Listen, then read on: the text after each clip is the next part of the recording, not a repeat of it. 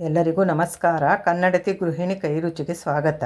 ಈ ಗರಿಗರಿಯಾದ ನಿಪ್ಪಟ್ಟು ಹೇಗೆ ಮಾಡೋದು ನೋಡೋಣ. ಕ್ರಿಸ್ಪಿ ಮತ್ತು ಗರಿಗರಿಯಾದ ನಿಪ್ಪಟ್ಟು, ಟೇಸ್ಟಿಯಾದ ನಿಪ್ಪಟ್ಟನ್ನು ಹೇಗೆ ಮಾಡೋದು ಅಂತ ನೋಡೋಣ. ನೋಡಿ ಎಷ್ಟು ಗರಿಗರಿಯಾಗಿ ಬಂದಿದೆ ನಿಪ್ಪಟ್ಟು. ತುಂಬಾ ಸೂಪರಾಗಿ ಬಂದಿದೆ. ಟೇಸ್ಟ್ ಮಾಡ್ತಾಯಿದ್ದೀನಿ ಈಗ. ತುಂಬಾ ಸೂಪರಾಗಿ ಬಂದಿದೆ ನಿಪ್ಪಟ್ಟು. ಅದಕ್ಕೆ 2 ಗ್ಲಾಸು ನಾನು ಅಕ್ಕಿ ಹಿಟ್ಟನ್ನು ತಗೊಂಡಿದ್ದೀನಿ. ಅದನ್ನು ಒಂದು ಬೌಲಲ್ಲಿ ಹಾಕ್ಕೊಳ್ತಾ ಇದ್ದೀನಿ. ಒಂದು ಬಟ್ಲಿಗೆ 2 ಗ್ಲಾಸು ಅಕ್ಕಿ ಹಸಿಟ್ಟು ಹಾಕ್ಕೊಳ್ತಾ ಇದ್ದೀನಿ ನಿಪ್ಪಟ್ಟು ಮಾಡೋದಕ್ಕೆ. ಅದಕ್ಕೆ ಹುರಿದು ಸಿಪ್ಪೆ ತೆಗೆದಿರೋಂತಹ ಕಡಲೆ ಬೀಜ ಒಂದು ಸಣ್ಣದು 1 ಗ್ಲಾಸು, ಟೀ ಗ್ಲಾಸು ಅದರಲ್ಲಿ ತೊಗೊಂಡಿದ್ದೀನಿ ಮೆಜರ್ಮೆಂಟು. ಅದೇ ಗ್ಲಾಸಲ್ಲಿ ಅರ್ಧ ಗ್ಲಾಸು ಕಡಲೆಪಪ್ಪು ತೊಗೊಂಡಿದ್ದೀನಿ, ಹುರ್ಗಡಲೆ. ಅದು ಎರಡೂ ಒಂದು ಸಣ್ಣ ಜಾರಲ್ಲಿ ಹಾಕ್ಕೊಂಡಿದ್ದೀನಿ, ಮಿಕ್ಸಿ ಜಾರಲ್ಲಿ. ಈಗ ಅದನ್ನು ನಾನು ರಫಾಗಿ ಮಾಡ್ಕೊಂಬರ್ತೀನಿ, ತರ್ತರಿಯಾಗಿ. ಈಗ ಅದನ್ನು ನಾನು ತರ್ತರಿಯಾಗಿ ಮಾಡಿ ಹಾಕ್ತಾಯಿದ್ದೀನಿ. ಈಗ ಅಕ್ಕಿ ಹಿಟ್ಟಿಗೆ ಮಿಕ್ಸ್ ಮಾಡ್ಕೊಳ್ತಾ ಇದ್ದೀನಿ. ಈಗ ಅದನ್ನೆಲ್ಲನೂ ಹೀಗೆ ಮಿಕ್ಸ್ ಮಾಡ್ಕೊಳ್ಬೇಕು ಚೆನ್ನಾಗಿ. ಕೊನೆವರೆಗೂ ವಿಡಿಯೋ ನೋಡಿ. ಮರೆಯದೆ subscribe, like, share and comment ಮಾಡಿ, ಬೆಲ್ ಬಟನ್ ಪ್ರೆಸ್ ಮಾಡಿ. ಈಗ ಅದಕ್ಕೆ ರುಚಿಗೆ ತಕ್ಕಷ್ಟು ಉಪ್ಪು ಹಾಕ್ಕೊಂಡಿದ್ದೀನಿ. ಈಗ ಅದಕ್ಕೆ ನಾನು ಅಚ್ಚ ಖಾರದ ಪುಡಿ ಹಾಕ್ಕೊಳ್ತಾ ಇದ್ದೀನಿ 1 ಸ್ಪೂನು. ನಾವು ರುಚಿಗೆ ಎಷ್ಟು ಬೇಕೋ ಅಷ್ಟು ಖಾರನ ಮತ್ತು ಉಪ್ಪನ್ನು ನಾವು ಹಾಕ್ಕೋಬಹುದು. ನಮಗೆ ಖಾರ ಜಾಸ್ತಿ ಬೇಕು ಅಂದರೆ ಜಾಸ್ತಿ ಹಾಕ್ಕೋಬೋದು. ಈಗ 1 ಸ್ಪೂನು ಜೀರಿಗೆ ಹಾಕ್ಕೊಂಡಿದ್ದೀನಿ. 1 ಸ್ಪೂನು ಬಿಳಿ ಎಳ್ಳು,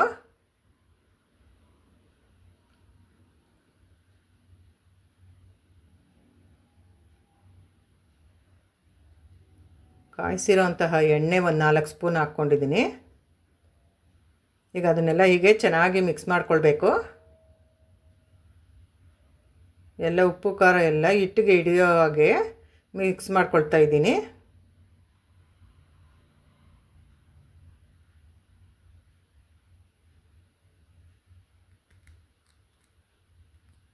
ಅದಕ್ಕೆ ಹಸಿ ಕರಿಬೇವಿನ ಸೊಪ್ಪು ಸಣ್ಣದಾಗಿ ಹೆಚ್ಚಿಟ್ಕೊಂಡಿರೋದು ಹಾಕ್ಕೊಳ್ತಾ ಇದ್ದೀನಿ. ಈಗ ಅದನ್ನು ಮಿಕ್ಸ್ ಮಾಡ್ಕೊಳ್ತೀನಿ.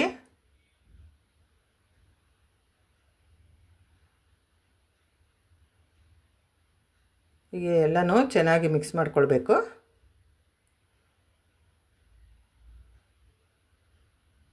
ಈಗ ಅದಕ್ಕೆ ಇನ್ನೊಂದು ಸ್ಪೂನು ಅಚ್ಚ ಖಾರದ ಪುಡಿ ಹಾಕ್ಕೊಳ್ತೀನಿ. ಒಟ್ಟು 2 ಸ್ಪೂನು ನಾನಿಲ್ಲಿ ಅಚ್ಚ ಖಾರದ ಪುಡಿನ ಹಾಕ್ಕೊಂಡಿದ್ದೀನಿ. 2-3 ಸ್ಪೂನ್ ಹಾಕ್ಕೋಬೋದು ನಾವು. ಖಾರ ಹೆಚ್ಚಿಗೆ ಬೇಕು ಅಂದರೆ ಇನ್ನೂ 1 ಸ್ಪೂನ್ ಹೆಚ್ಚಿಗೆ ಹಾಕ್ಕೋಬೋದು. ನಾನು 2 ಸ್ಪೂನ್ ಹಾಕ್ಕೊಂಡಿದ್ದೀನಿ ಇಲ್ಲಿ. ಈಗ ಇದನ್ನು ಮಿಕ್ಸ್ ಮಾಡ್ಕೊಂಡಿದ್ದಾಯಿತು.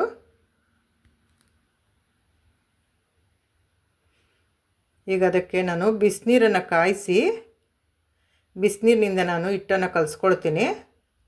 ಬಿಸಿನೀರು ಕಾಯಿಸಿ ಇಟ್ಕೊಂಡಿರೋದು, ಅದರಿಂದ ನಾನು ಸ್ವಲ್ಪನೇ ನೀರನ್ನು ಹಾಕಿ ಬಿಸಿನೀರನ್ನು ಕಲಿಸ್ಕೊಳ್ತೀನಿ. ಈಗ 1 ಸ್ಪೂನಿಂದ ನಾನು ಕಲಿಸ್ಕೊಳ್ತೀನಿ. ತುಂಬ ಕುದಿಯೋ ನೀರೇನು ಬೇಕಾಗೋದಿಲ್ಲ, ಒಂದು ಸ್ವಲ್ಪ ಮರಳಿದ್ರೆ ಸಾಕು. ಆ ನೀರನ್ನ ತಂದು ನಾನಿಲ್ಲಿ ಕಲಿಸ್ಕೊತಾ ಇದ್ದೀನಿ. ನೋಡಿ ಎಷ್ಟು ಬೇಕೋ ಅಷ್ಟು ನಾವು ನೀರನ್ನು ಹಾಕಿ ಕಲಿಸ್ಕೊಳ್ಬೇಕು.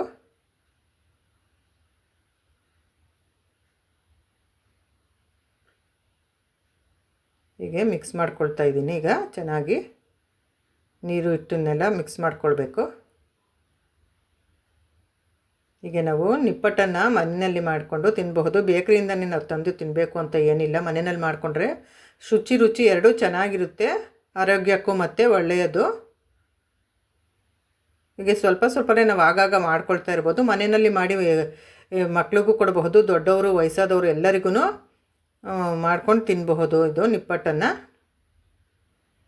ಈಗ ಅದನ್ನು ಒಂದು ತಟ್ಟೆಗೆ ಹಾಕ್ಕೊಂಡಿದ್ದೀನಿ ಕಲಸಿರೋದನ್ನು. ಮತ್ತು ಇದಕ್ಕೆ ಇನ್ನೊಂದು ಸ್ವಲ್ಪ ನೀರು ಬೇಕಾಗಿದೆ. ಅದಕ್ಕೆ ಅದನ್ನ ಹಾಕ್ಕೊಂಡು ಇನ್ನೊಂದು ಸ್ವಲ್ಪ ನೀರನ್ನು ನಾನು ಈ ಹಿಟ್ಟನ್ನು ಕಲಿಸ್ಕೊಳ್ತಾ ಇದ್ದೀನಿ.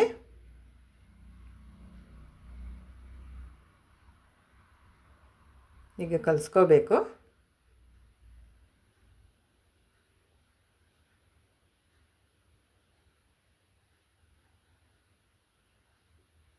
ಈಗ ಹಿಟ್ಟಿನ ಹದ ನೋಡಿ, ಅದಕ್ಕಿರಬೇಕು ಹಿಟ್ಟು, ಈ ಥರ ಕಲಿಸ್ಕೋಬೇಕು.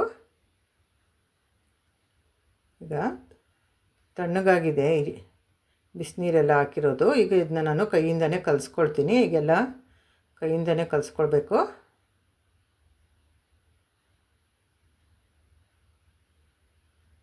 ಹೀಗೆ ಚೆನ್ನಾಗಿ ಕಲಿಸ್ಕೋಬೇಕು ಹಿಟ್ಟು.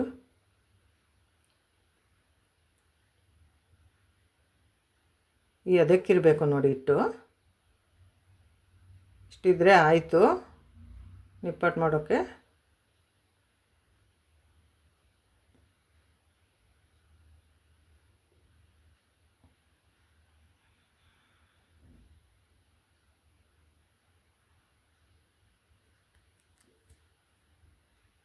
ಫ್ರೆಂಡ್ಸು ರಿಲೇಷನ್ಸ್ಗೆ ವೀಡಿಯೋಗಳನ್ನೆಲ್ಲ ಶೇರ್ ಮಾಡ್ತಾಯಿರಿ.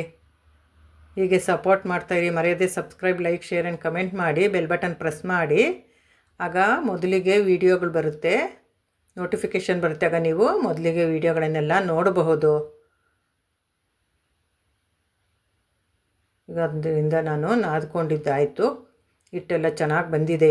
ಈಗ ಅದಕ್ಕಿರಬೇಕಿಟ್ಟು. ಅದರಿಂದ ನಾನು ನಿಪ್ಪಟ್ಟಿಗೆ ಎಲ್ಲ ಸಣ್ಣ ಸಣ್ಣ ಉಂಡೆ ಮಾಡ್ಕೊಳ್ತೀನಿ. ನಮಗೆ ಯಾವ ಸೈಜಿಗೆ ಬೇಕು ನಿಪ್ಪಟ್ಟು ಆ ಸೈಜ್ಗೆ ನಾವು ಉಂಡೆನ ಮಾಡ್ಕೋಬಹುದು. ನಾನಿಲ್ಲಿ ಈ ಸೈಜ್ಗೆ ಮಾಡ್ಕೊಳ್ತಾಯಿದ್ದೀನಿ ಉಂಡೆನ.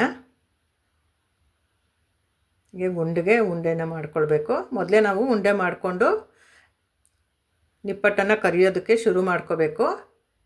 ಹೀಗೆ ಒಂದು ಎಣ್ಣೆ ಪೇಪರನ್ನು ಇಟ್ಕೊಂಡಿದ್ದೀನಿ ನಾನು ನಿಪ್ಪಟ್ಟು ತಟ್ಟೋದಕ್ಕೆ. ಅದಕ್ಕೆ ಎಣ್ಣೆ ಸವರ್ಕೊಂಡಿದ್ದೀನಿ. ಈಗ ಅದನ್ನ ನಾನು ಕೈಯಿಂದ ಈ ಥರ ತಟ್ಕೊಂಡ್ರೆ ಆಯಿತು ಅಷ್ಟೇ. ಅದನ್ನ ಇನ್ನೇನು ಮಾಡೋ ಹಾಗಿಲ್ಲ. ಈ ಥರ ಕೈಯಿಂದ ತಟ್ಕೋಬೇಕು. ನಾನು ಎಣ್ಣೆ ಬಾಣಲಿ ಇಟ್ಟಿದ್ದೀನಿ.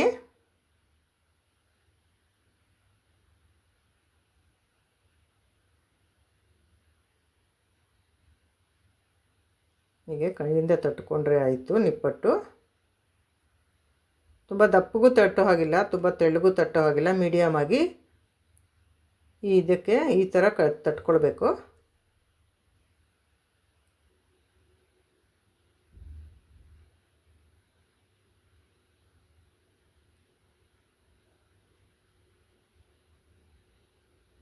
ಈಗ ಇದು ತಟ್ಟಿದ್ದಾಗಿದೆ. ಸ್ಟವ್ ಹಚ್ಚಿ ಮೊದಲೇ ನಾನು ಬಾಣಲೆ ಇಟ್ಟು ಎಣ್ಣೆ ಹಾಕಿದ್ದೆ. ಈಗ ಅದು ಕಾದ್ಮೇಲೆ ನಿಪ್ಪಟ್ಟು ತಟ್ಟಿರೋದನ್ನ ಹಾಕ್ಕೊಳ್ತೀನಿ. ಅದರ ಒಳಗಡೆ ಎಣ್ಣೆ ಕಾದಿದೆಯೇನೋ ಅಂತ ಈ ಥರ ನಾವು ಒಂದು ಸಣ್ಣದು ಒಂದು ಚಿಕ್ಕದು ಒಂದು ಅದು ನಿಪ್ಪಟ್ಟಿನ ಹಿಟ್ಟನ್ನು ಹಾಕಿ ನೋಡ್ಕೋಬೇಕು. ಈಗ ಅದು ನೋಡಿ ಅದು ಎಣ್ಣೆ ಕಾದಿದೆ. ಈಗ ಅದಕ್ಕೆ ನಾನು ಹಾಕ್ಕೊಳ್ತಾ ಇದ್ದೀನಿ. ಮೀಡಿಯಮ್ ಫ್ಲೇಮಲ್ಲಿ ಇಟ್ಕೊಂಡು ನಾನು ಬೇಯಿಸ್ಕೊತೀನಿ. ಈಗ ಒಂದೊಂದೇ ಹಾಕ್ಕೋಬೇಕು.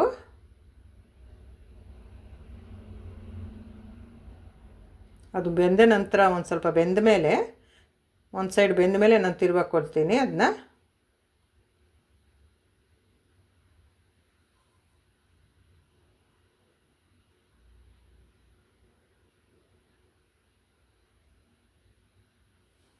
ಈಗ ಬಬಲ್ಸ್ ಬರ್ತಾ ಇದೆ. ನಿಪ್ಪಟ್ಟು ಬೇಯ್ತಾ ಇದ್ದಾವೆ.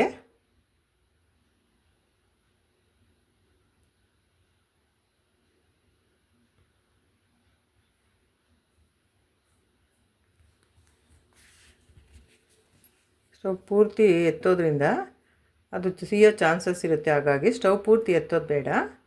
ಇಷ್ಟು ಮೀಡಿಯಮ್ ಫ್ಲೇಮಲ್ಲಿ ಇಟ್ಕೊಂಡ್ರೆ ಸಾಕು.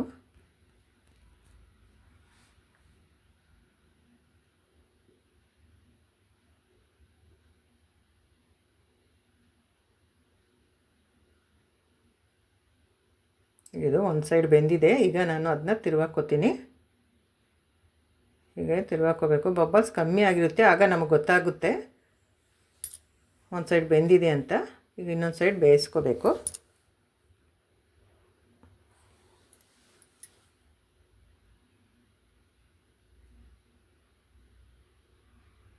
ಈಗ ಇದು ಆಗಿದೆ, ತೆಕ್ಕೊಳ್ತಾ ಇದ್ದೀನಿ. ಈಗ ಬಬಲ್ಸ್ ಎಲ್ಲ ಕಡಿಮೆ ಆಗಿದೆಯಲ್ಲ, ಆಗ ಅದನ್ನ ನೋಡಿ ನಾವು ಎಣ್ಣೆನಲ್ಲಿ ಬರೋ ಗುಳ್ಳೆಗಳೆಲ್ಲ ಕಡಿಮೆ ಆಗಿರುತ್ತಲ್ಲ, ಆಗ ಅದು ಬೆಂದಿದೆ ಅಂತ ಗೊತ್ತಾಗುತ್ತೆ. ಆಗ ನಾವು ತೆಗೆದುಕೊಳ್ಬೇಕು ಅದನ್ನ ಈಚೆಗೆ ಎಣ್ಣೆಯಿಂದ.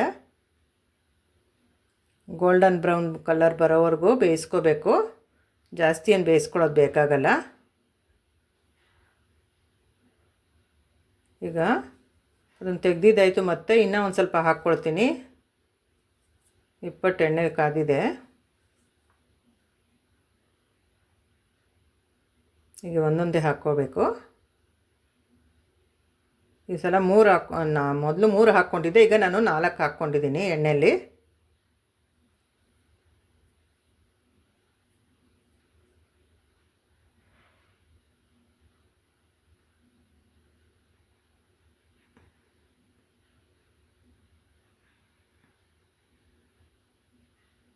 ಈಗ ಇನ್ನೊಂದು ಸೈಡು ನಾನು ತಿರುವಾಕೋತಾ ಇದ್ದೀನಿ. ಒಂದು ಸೈಡ್ ಬೆಂದಿದೆ.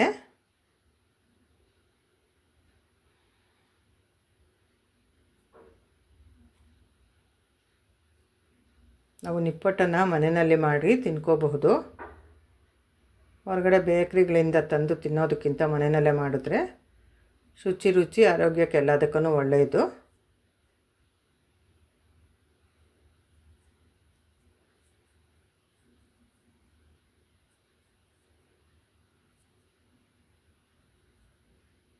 ಈಗ ಇದಾಗಿದೆ, ಇದನ್ನು ನಾನು ತೆಗಿತೀನಿ.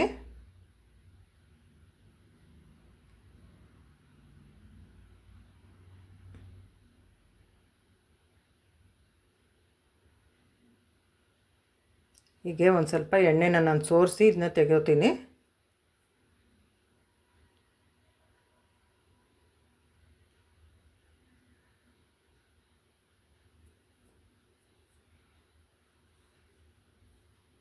ಈಗ ಎಲ್ಲ ನಿಪ್ಪಟ್ಟನ್ನು ನಾನು ಕರ್ದಿದ್ದಾಯಿತು. ನೋಡಿ ಕಲರ್ ಎಷ್ಟು ಚೆನ್ನಾಗಿ ಬಂದಿದೆ, ಗೋಲ್ಡನ್ ಬ್ರೌನ್ ಕಲರು. ಕ್ರಿಸ್ಪಿಯಾಗಿ ತುಂಬಾ ಗರ್ಗರಿಯಾಗಿ ಕ್ರಿಸ್ಪಿಯಾಗಿ ತುಂಬಾ ಚೆನ್ನಾಗಿ ಬಂದಿದೆ ನಿಪ್ಪಟ್ಟು.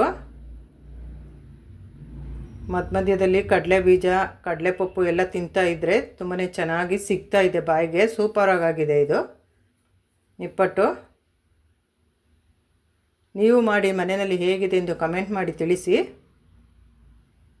ನೋಡಿ ಒಂದು ತಟ್ಟೆಗೆ ಹಾಕ್ಕೊಂಡಿದ್ದೀನಿ, ಹೇಗೆ ಅಂತ ಸೌಂಡ್ ಬರ್ತಾಯಿದೆ ಅಂತ ತೋರಿಸ್ತಾ ಇದ್ದೀನಿ. ನೋಡಿ ಎಷ್ಟು ಚೆನ್ನಾಗಿ ಸೌಂಡ್ ಬರ್ತಾಯಿದೆ. ನೋಡಿ ಎಷ್ಟು ಚೆನ್ನಾಗಿ ಬಂದಿದೆ. ನೀವು ಮಾಡಿ ಹೇಗೆ ಇದೆ ಎಂದು ತಿಳಿಸಿ. ನೋಡಿದ್ದಕ್ಕೆ ಧನ್ಯವಾದಗಳು.